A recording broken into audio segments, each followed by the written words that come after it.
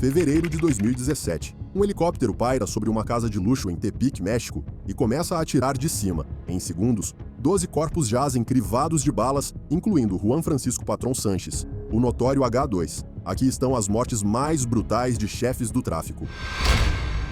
Janeiro de 2020, Maria Guadalupe Lopes Esquivel, conhecida como La Catrina, desaba contra uma parede em Michoacán, México, com sangue jorrando de seu pescoço. Esta estrela do Instagram, que virou chefe de cartel, está prestes a aprender que a fama nas redes sociais não pode parar uma bala. Apenas algumas horas antes, ela estava comandando sua própria unidade de assassinos de aluguel, vivendo o estilo de vida que sempre ostentou online. Mas agora, enquanto ela luta para respirar, o soldado contra quem ela acabara de lutar tenta confortá-la.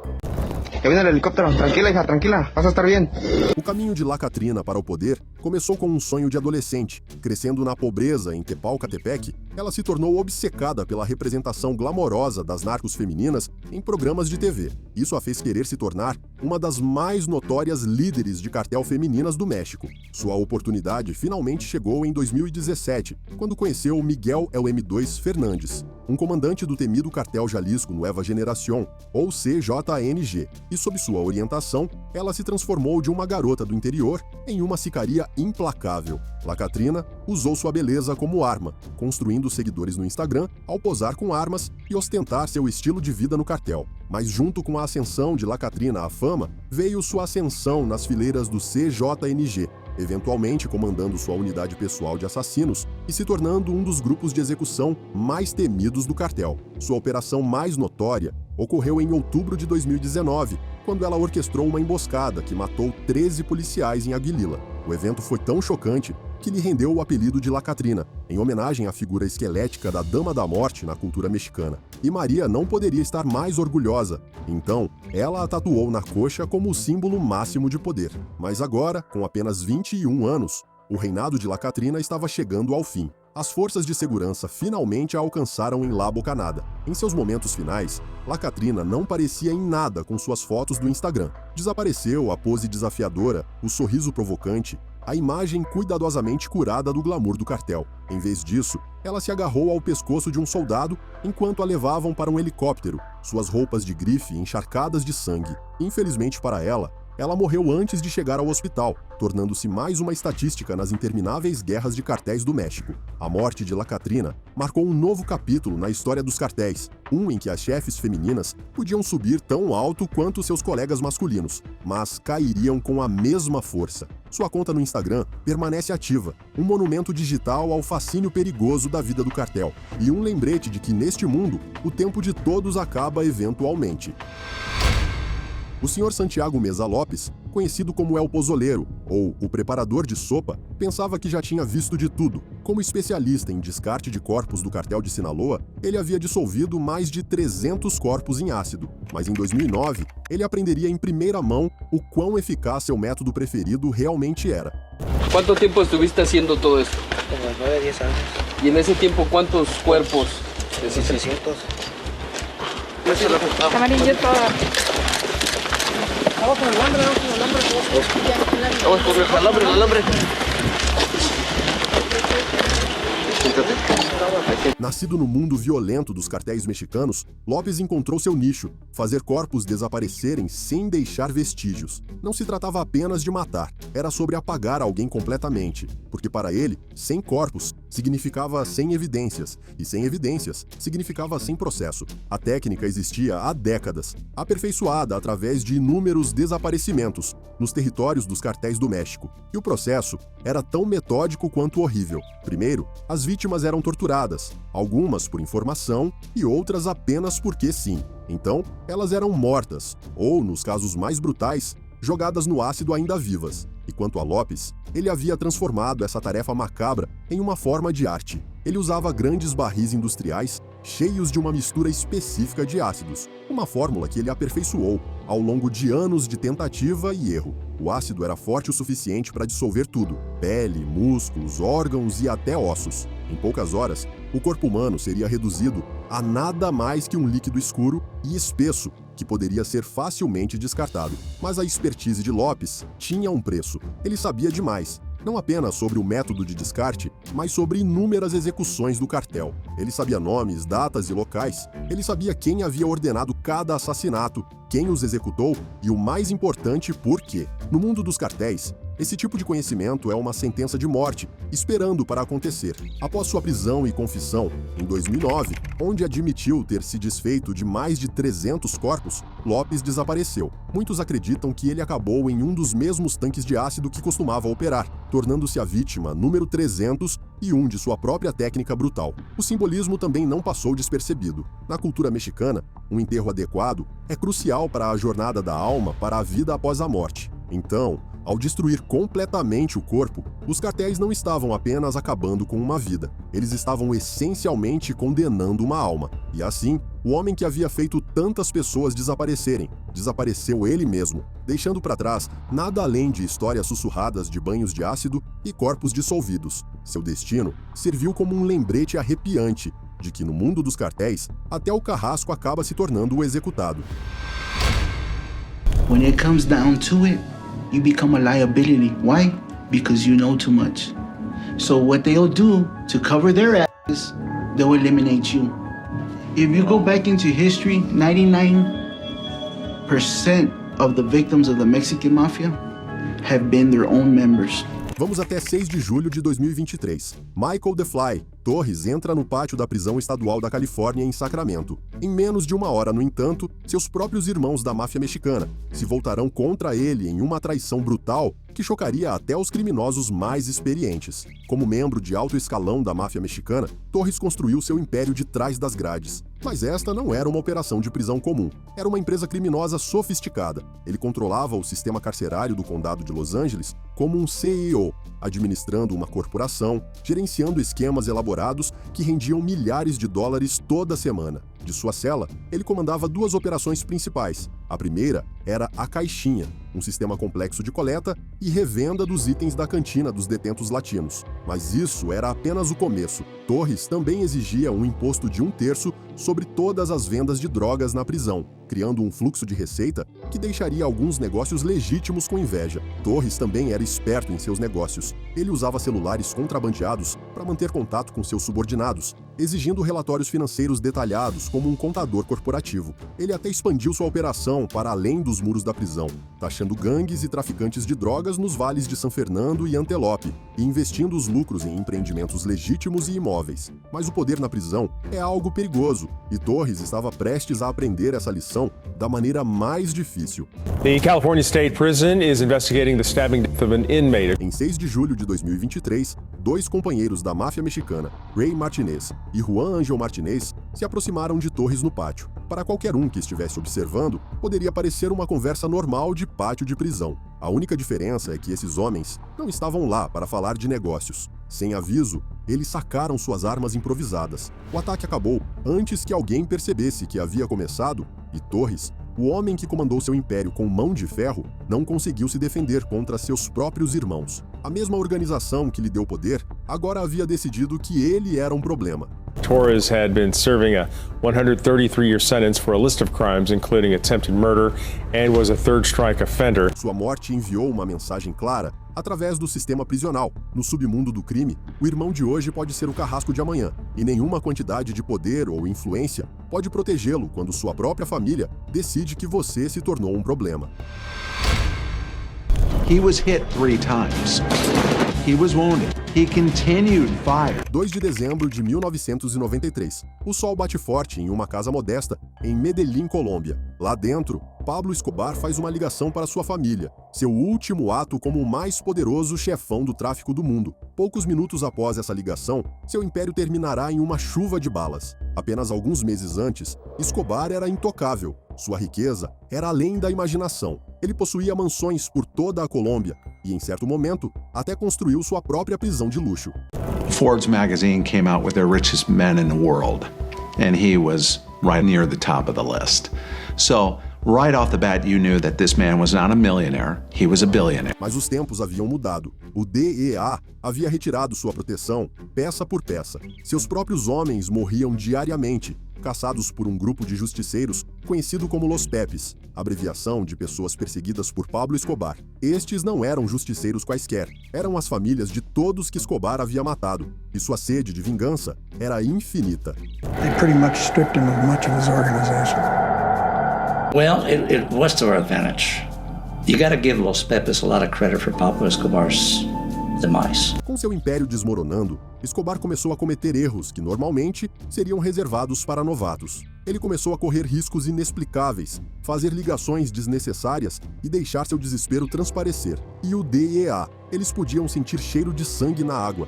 He was taking more risks. He was making more phone calls. He was also becoming more threatening in his tones. His acts of desperation made us feel that we were getting closer and closer and closer. Dezembro de 1993, interceptações de rádio levaram a polícia a seu esconderijo. Enquanto arrombavam as portas, Escobar e seu último guarda-costas leal, Limón, subiram correndo para o telhado, mas desta vez não haveria escapatória. O tiroteio que se seguiu foi breve, mas intenso. Escobar respondeu ao fogo, lutando até seu último suspiro. 3 tiros o atingiram. E assim, o mais poderoso chefão do tráfico que já existiu morreu naquele dia.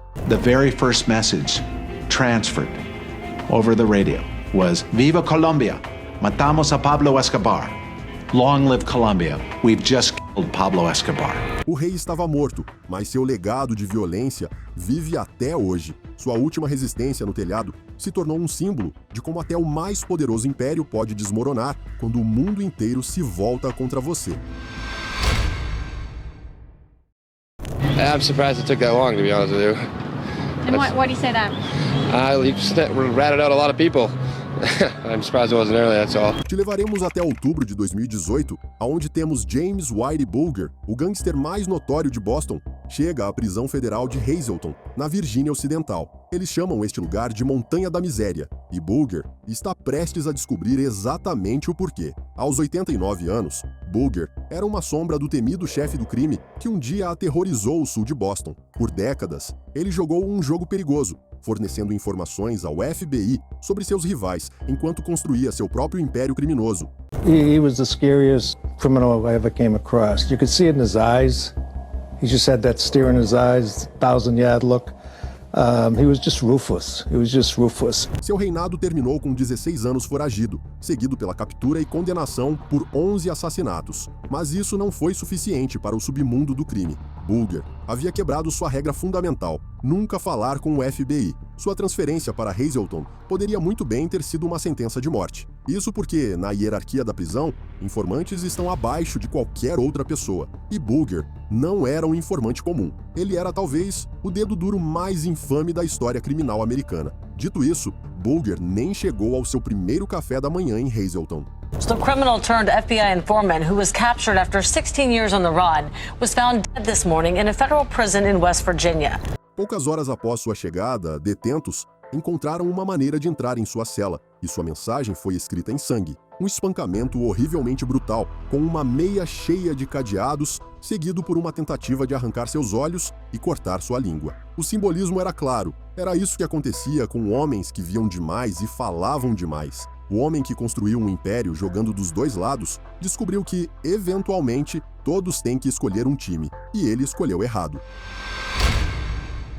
Pulemos para 31 de maio de 2022. Em um centro médico prisional em Butner, Carolina do Norte, Gilberto Rodrigues Orejuela dá seu último suspiro. O homem que um dia controlou 80% do comércio mundial de cocaína morre sozinho, a milhares de quilômetros do império que construiu. Mas esta não foi a morte rápida e violenta que a maioria dos chefes do tráfico enfrenta. Foi uma descida lenta e humilhante para a obscuridade. Eles o chamavam de o enxadrista, e por um bom motivo. Enquanto Pablo Escobar travava uma guerra contra o governo da Colômbia, Gilberto construiu seu império, através de táticas de sala de reunião e estratégia corporativa. O cartel de Cali era, para todos os efeitos, uma corporação criminosa. They were planning to eventually become the Kennedys of Colombia.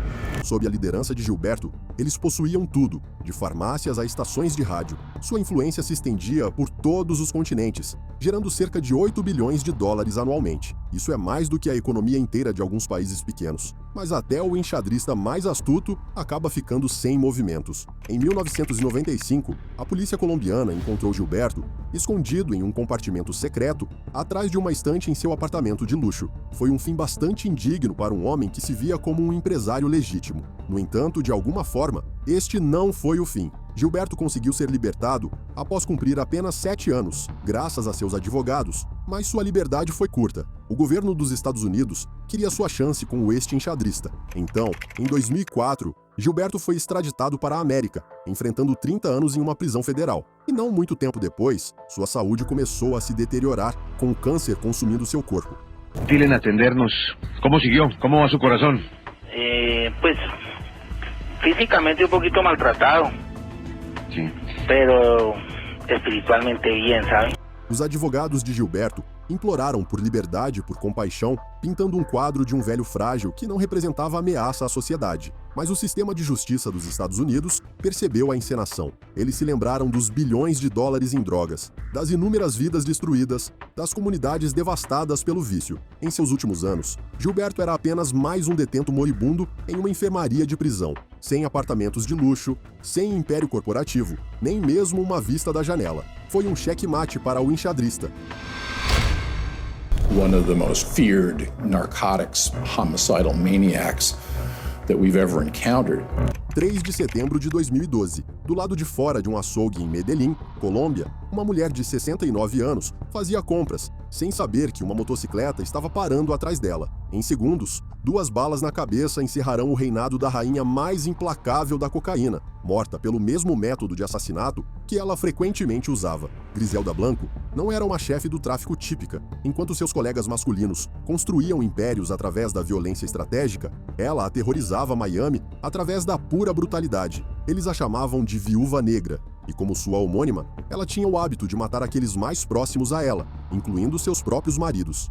She broke the glass ceiling in terms of female drug traffickers. Sua ascensão ao poder começou cedo, chocantemente cedo. Com apenas 11 anos, Griselda cometeu seu primeiro assassinato, sequestrando e matando uma criança de um bairro rico. Foi uma prévia arrepiante da brutalidade que estava por vir. Mas foi em Miami que Griselda realmente deixou sua marca. À medida que a cocaína inundava as ruas da cidade no final dos anos 70, ela construiu um império que faturava 80 milhões de dólares por mês. São 2 milhões de dólares por dia, pessoal. E ela protegeu esse império com uma violência sem precedentes.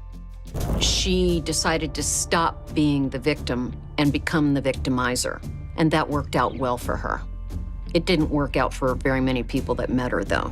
O que diferenciava a Griselda não era apenas seu gênero, era seu completo desrespeito pelas regras não escritas do tráfico de drogas, porque enquanto os chefões masculinos geralmente evitavam alvejar mulheres e crianças, Griselda não mostrava tal contenção. Ela tinha o hábito de ordenar ataques às famílias de seus rivais. Seu primeiro marido, Carlos Trujillo, a ensinou a arte da falsificação de passaportes e a ajudou a construir sua operação de contrabando inicial. Mas quando um negócio deu errado, Griselda sabia o que tinha que fazer.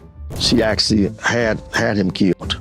Just pay somebody to kill him. Seu segundo marido, Alberto Bravo, teve um fim ainda mais pessoal, pois ela mesma atirou no rosto dele depois de acusá-lo de roubá-la. Esses assassinatos lhe renderam o apelido de A Viúva Negra, e ela parecia se deliciar com o medo que inspirava. This was another level of killing that cannot be explained by anything I think in her background. I think it's something in her. Sua paranoia, alimentada pelo uso pesado de cocaína, levou a assassinatos ainda mais sem sentido. Mas seu reinado de terror, por mais brutal que fosse, atingiu novos patamares com o massacre do shopping Dadeland, em julho de 1979. The shootout occurred at about 2:30 this afternoon when 2 or more Latin males entered the Crown Liquor Store here on the west end of the Dadeland Mall. Seus assassinos invadiram uma loja de bebidas em plena luz do dia, desencadeando uma chuva de balas. 2 men slaughtered in a shower of bullets. They were well armed, we can say that, and they came prepared to do battle. Este ataque marcou o início das infames guerras da cocaína de Miami. A violência se tornou tão extrema que o presidente Reagan teve que declarar guerra às drogas no sul da Flórida, inundando a área com agentes federais. Mas mesmo essa massiva resposta policial não conseguiu parar o reinado de terror de Griselda. Sua operação não era apenas violenta, era sofisticada. Ela foi pioneira em novas rotas de contrabando e métodos de distribuição, construindo uma rede que alcançava todas as principais cidades dos Estados Unidos. A lei finalmente alcançou a Viúva Negra em 1985, mas mesmo assim, ela conseguiu evitar a verdadeira justiça. Um escândalo envolvendo seu assassino e 2 secretárias do gabinete do promotor estadual forçou os promotores a oferecer um acordo judicial. Em vez do corredor da morte, ela pegou apenas 20 anos. Libertada em 2004 e deportada para a Colômbia, Griselda parecia ter escapado da punição por seus inúmeros crimes. Mas o karma tinha outros planos. Naquele dia de setembro de 2012, enquanto comprava carne em Medellín, seu passado finalmente a alcançou. O assassinato de motocicleta, 2 tiros na cabeça, o sangue da Viúva Negra, manchando as mesmas ruas onde ela havia ordenado tantas mortes décadas antes. Pulemos para 9 de fevereiro de 2017. Helicópteros militares mexicanos descem sobre uma casa de luxo em Tepic, desencadeando uma tempestade de fogo de metralhadora que transforma o prédio em escombros. Em minutos, o chefão do tráfico Juan Francisco Patrón Sánchez, também conhecido como H2, e 11 de seus homens são obliterados. Mas esta não foi uma derrubada de cartel típica. Na verdade, foi a primeira vez que o México autorizou um ataque de helicóptero em uma área densamente povoada. O governo queria enviar uma mensagem cristalina de que nenhum chefão do tráfico estava seguro, nem mesmo em sua própria casa. Muitos devem estar se perguntando quem era H2, e era exatamente assim que ele gostava. Enquanto outros chefões não resistiam a se exibir nas redes sociais ou a aparecer nas manchetes, H2 era o tipo de cara que preferia ficar longe dos holofotes. Ele comandava silenciosamente uma poderosa facção do cartel Beltrán Leiva, controlando as operações de drogas ao longo da costa do Pacífico do México a partir de sua base em Nayarit. A equipe de H2 estava metida em tudo: contrabando de pessoas, sequestro, extorsão e tudo mais. Mas ao contrário de outros líderes de cartel, que governavam através do puro terror, a H2 seguiu o velho manual dos Beltrán Leiva, preferindo comprar as pessoas, em vez de atirar nelas. Sua rede de funcionários corruptos era profunda, o que o tornava praticamente intocável em Nayarit e no sul de Jalisco. E a história de como ele chegou lá é igualmente interessante. H2 subiu na hierarquia da organização Beltrán Leiva, um cartel que começou como parte do império de Sinaloa de El Chapo, antes que tudo desse errado. Os irmãos Beltrán Leiva acusaram El Chapo, de entregar seu irmão Alfredo às autoridades, e a vingança foi brutal. Eles mandaram matar o filho de El Chapo, de 22 anos, no estacionamento de um shopping. Essa traição desencadeou uma das guerras de cartéis mais sangrentas do México até hoje. Os Beltrán Leivas se uniram ao cartel de Juárez e transformaram Ciudad Juárez em uma zona de guerra, e alguns membros até mudaram de lado para se juntar aos Los Zetas na esperança de encontrar abrigo. Foi quando H2 realmente fez sua jogada. À medida que os irmãos Beltrán Leiva originais caíam como dominós, ele conquistou seu próprio pedaço do império. Ele comandava sua operação como um fantasma, subornando funcionários e gerenciando rotas de drogas, enquanto de alguma forma permanecia fora do radar do governo por anos. Mas apesar de seu perfil discreto, H2 não vivia exatamente como um monge. Sua mansão em Tepic era luxuosa e todos sabiam quem ele era, mas ele era esperto o suficiente para deixar outros criminosos ganharem as manchetes, enquanto construía sua rede silenciosamente. Mesmo enquanto as autoridades estavam ocupadas prendendo os irmãos Beltrán Leiva, um por um, H2 continuava a expandir seu território. Mas em 2017, a pressão estava aumentando. Os Estados Unidos estavam pressionando o México por causa dos cartéis, e o presidente Enrique Peña Nieto precisava provar que não estava de braços cruzados. O nome de H2 estava em uma lista de 122 alvos prioritários, e sua sorte estava prestes a acabar. Quando a incursão começou, as forças terrestres primeiro cercaram seu complexo. A equipe de H2 tentou revidar com força, usando armas pesadas. E esse foi o primeiro grande erro deles, porque foi exatamente quando os militares decidiram trazer sua própria artilharia pesada. Helicópteros desceram rapidamente e, ao amanhecer, tudo o que restava era uma mansão crivada de balas e um monte de veículos alvejados. O governo mexicano não poderia estar mais feliz com o desenrolar da operação. Nenhum civil foi pego no fogo cruzado, apesar de o ataque ter sido realizado bem no meio da cidade. H2 se tornou o alvo número 107 riscado de sua lista, e mais um prego no caixão do cartel Beltrán Leiva. Mas é aqui que fica interessante. Foram necessários 2 helicópteros militares e um exército inteiro no terreno apenas para eliminar 12 membros do cartel. Enquanto isso, grupos como o cartel de Sinaloa e o cartel Jalisco Nueva Generación ficavam mais fortes a cada dia. ostentando o tipo de poder de fogo que você normalmente veria em uma zona de guerra. No final, a história de Juan Francisco Patrón Sánchez é um conto de advertência para qualquer líder de cartel. Não importa se você é chamativo ou discreto, a violência alcança a todos eventualmente. E finalmente, chegamos a 13 de abril de 2015. Autoridades mexicanas fazem uma descoberta macabra logo do outro lado da fronteira. Dentro de um isopor de cerveja, jaziam os restos desmembrados de Jocelyn Alejandra Niño, também conhecida como La Flaca, uma das mais jovens assassinas do Cartel do Golfo. Seu corpo, junto com outros 2, mostrava sinais de tortura. Na verdade, a brutalidade foi tão extrema que apenas uma coisa identificou La Flaca: a palavra Ninho tatuada no que restava de seu antebraço. A história de La Flaca não começa como um conto típico de cartel. Nascida nos anos 90 em Tamaulipas, México, ela cresceu na pobreza, longe dos estilos de vida luxuosos dos famosos chefões do tráfico. E na época em que a maioria das adolescentes de sua idade estava terminando o ensino médio, Jocelyn já estava subindo na hierarquia de uma das organizações criminosas mais perigosas do México. O que a fez se destacar de verdade foi sua ambição. Quando a maioria das recrutas femininas era designada para funções como olheiras ou iscas,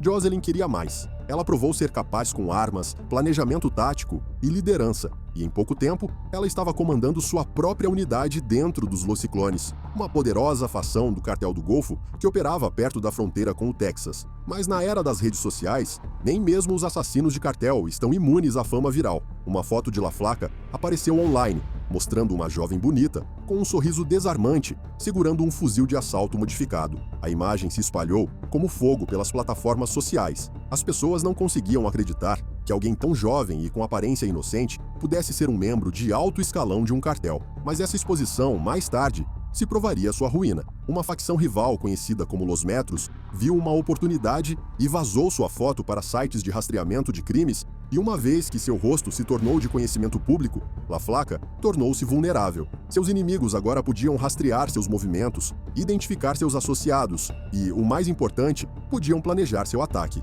No entanto, apesar de conhecer os perigos, Jocelyn não se escondeu. Ela continuou operando à vista de todos, gerenciando seu território com a mesma confiança que a levou ao topo. Mas os Los Metros já haviam colocado seu plano em ação. Entre 12 e 13 de abril, eles capturaram La Flaca e 2 de seus associados. Os detalhes exatos do que aconteceu com La Flaca e seus associados naquelas horas finais permanecem um mistério, mas o estado em que ela foi encontrada pinta um quadro horrível. 3 corpos mutilados foram descobertos na traseira de uma caminhonete, enfiados em isopores de cerveja. Segundo os investigadores, La Flaca provavelmente foi executada antes de ser desmembrada, e ao lado dos corpos, seus assassinos deixaram uma mensagem arrepiante, ameaçando todos os membros dos Los Ciclones, criticando-os especificamente por usar mulheres soldados. Eles chegaram a postar fotos de seu corpo nas redes sociais como uma declaração final para qualquer um que ousasse cruzá-los no futuro. Alguns dizem que La Flaca pode ter sido morta por outra assassina, conhecida como La Gladys, do Cartel dos Zetas, mas a verdade morreu com ela naquele dia. O que fica claro é que ela foi alvo não apenas por seu papel nos Los Ciclones, mas porque ousou ir além do que muitos acreditavam ser possível para uma jovem no mundo dos cartéis.